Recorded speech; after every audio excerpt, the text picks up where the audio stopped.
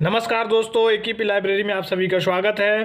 तो जैसा कि 2022 बोर्ड परीक्षा शुरू होने वाली है, तो हम लेकर आए हैं क्लास 10th के सामाजिक विज्ञान के 10 सबसे महत्वपूर्ण प्रश्न जो आपको 100% बोर्ड परीक्षा में आने के चांस है। और ये नंबर बहुत इंपॉर्टेंट्स हैं।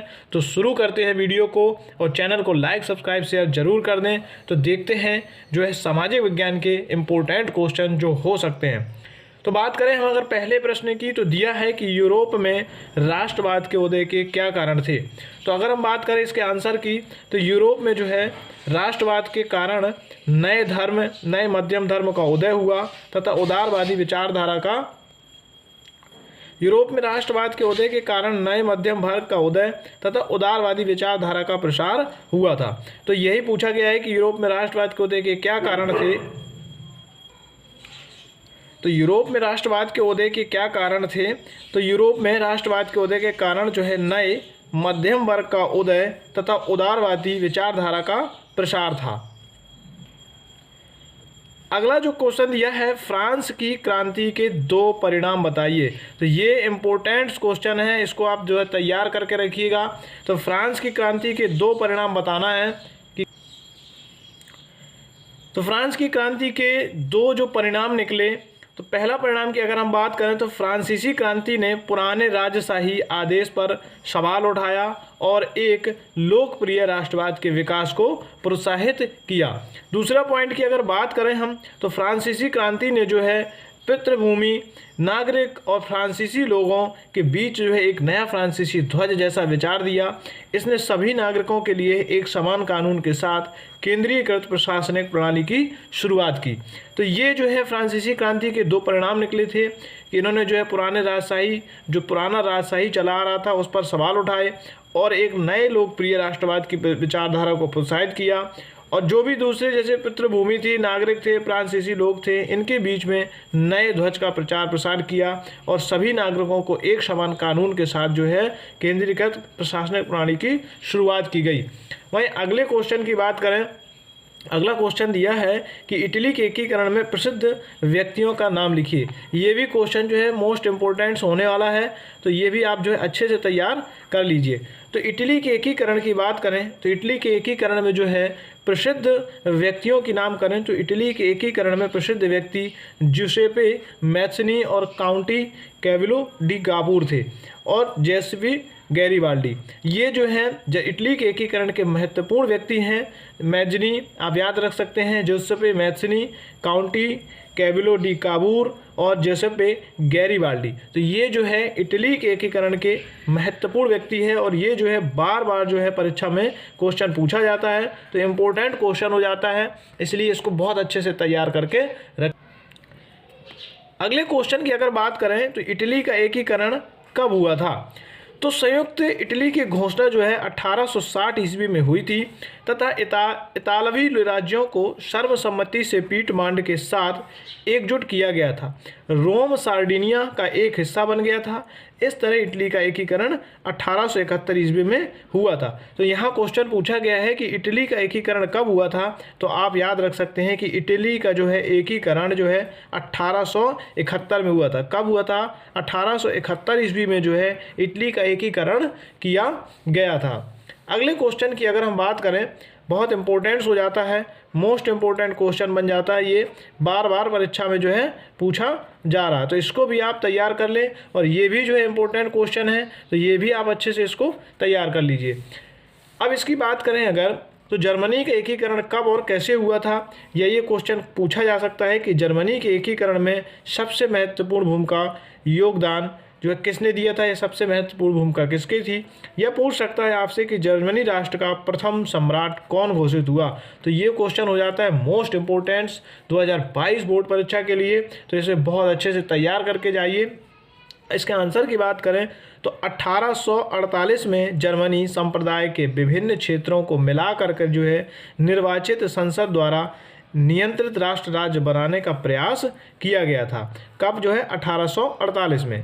फिर इसके बाद जो है प्रशा ने राष्ट्रीय एकीकृत आंदोलन का नेतृत्व जो है किया। प्रशा के मुख्यमंत्री जो है ऑटो वान बिस्मार्क को इस प्रक्रिया का जनक माना जाता है। तो क्वेश्चन पूछा जाता है कि जर्मनी के एकीकरण कब और कैसे हुआ था, फिर जर्मनी के एकीकरण सबसे महत्वपूर्ण भूमिका किसकी थी। तो अगर ये क्वेश्चन आता है कि जर्मनी के एकीकरण में सबसे महत्वपूर्ण भूमिका, तो ऑटो वान बिस्मार्क की थी। ऑटो वान बिस्मार्क को इस प्रक्रिया का जनक माना जाता है। वहीं विलियम प्रथम को जर्मनी का सम्राट घोषित किया गया था। जो पूछा गया है इसमें कि जर्मनी का सम्राट जो है किसे घोषित किया गया था, तो ये घोषित किया गया था विलियम प्रथम को जो है जर्मनी का सम्राट घोषित किया गया था।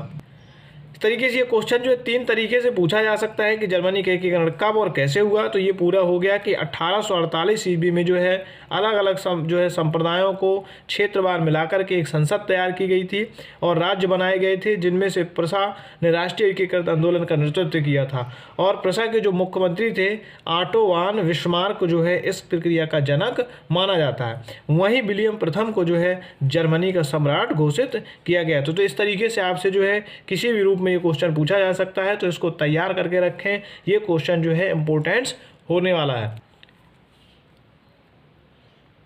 अगले क्वेश्चन की बात करें, गांधी जी द्वारा चलाए गए किन्हीं 2 आंदोलनों के नाम लिखिए। ये भी क्वेश्चन जो है बहुत इंपॉर्टेंट क्वेश्चन है, तो इसको भी बहुत अच्छे से तैयार करके रखिए। गांधी जी द्वारा चलाए गए किन्हीं 2 आंदोलनों का नाम लिखिए। तो गांधी जी द्वारा चलाए गए 2 आंदोलन में पहला आंदोलन का नाम आता है असहयोग आंदोलन, जो वर्ष 1921 से 1922 ईस्वी में चलाया गया था।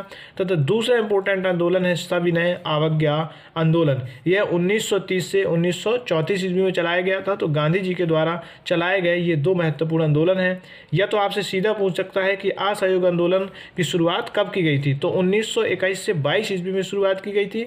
यह सविनय अवज्ञा आंदोलन की शुरुआत कब हुई थी, तो 1930 से लेकर 1934 में जो है सविनय अवज्ञा आंदोलन की शुरुआत हुई थी। तो अगर आप चैनल में नए हैं तो प्लीज़ लाइक, सब्सक्राइब और शेयर ज़रूर कर दें और बेल आइकन दबाएं, ताकि आपको आने वाली हर वीडियो की नोटिफिकेशन मिलती रहे। हम इसी तरीके से आने वाली बोर्ड परीक्षा के लिए इंपॉर्टेंट्स वीडियो लेकर आते रहेंगे।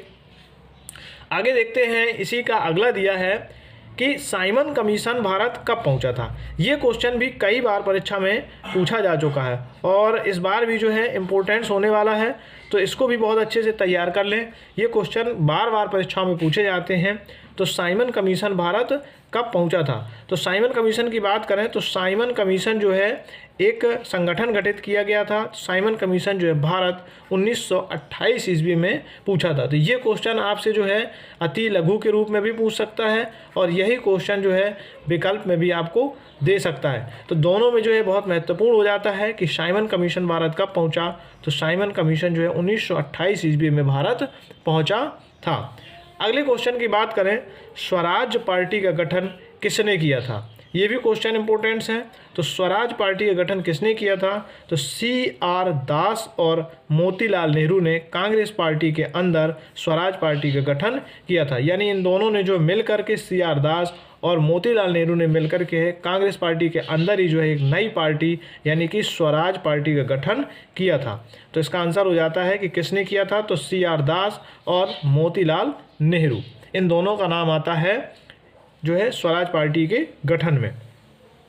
अगला इंपॉर्टेंट क्वेश्चन की बात करें तो अगला इंपॉर्टेंट क्वेश्चन हो जाता है हमारा कि कॉर्न लॉ क्या था, ये क्यों लाया गया था। तो कॉर्न लॉ क्या है, तो जमींदारों से दबाव के कारण सरकार ने जो है कॉर्न यानी कि जो कॉर्न का मतलब मक्का होता है, तो जमींदारों से दबाव के कारण सरकार ने कॉर्न के आयात पर प्रतिबंध लगा दिया था। यानी कॉर्न के आयात पर प्रतिबंध लगा दिया था। तो इस कानून को ही कॉर्न लॉ के नाम से जाना जाता है। तो ये भी इम्पोर्टेंट क्वेश्चन है। तो जो है सरकार ने जो है जमींदारों के दबाव में जो है कॉर्न पर मक्के पर प्रतिबंध लगाया, इसी के नाम से जो है कॉर्न लॉ कहा गया था इसको। अगला इसका दिया है, भारत से कपास का निर्यात कहाँ किया जाता था। ये भी क्वेश्चन बड़ा इम्पोर्टेंट क्वेश्चन है। आंसर की बात करें इसके तो भारत से कपास का निर्यात जो है पूरे यूरोप में किया जाता था। औद्योगिकरण के पश्चात ब्रिटेन में भी कपास का उत्पादन होने लगा। इससे भारतीय कृषि में काफ़ी क्षति हुई थी। तो मेन आंसर इसका हो जाता है कि भारत से कपास का निर्यात कहाँ होता था, तो भारत से जो है कपास का निर्यात पूरे यूरोप में किया जाता था। तो ये इंपॉर्टेंट क्वेश्चन है तो चैनल को लाइक, सब्सक्राइब और शेयर ज़रूर कर लें, बेल आइकन ऑन कर लें ताकि आने वाली सभी वीडियो की नोटिफिकेशन मिल जाए आपको।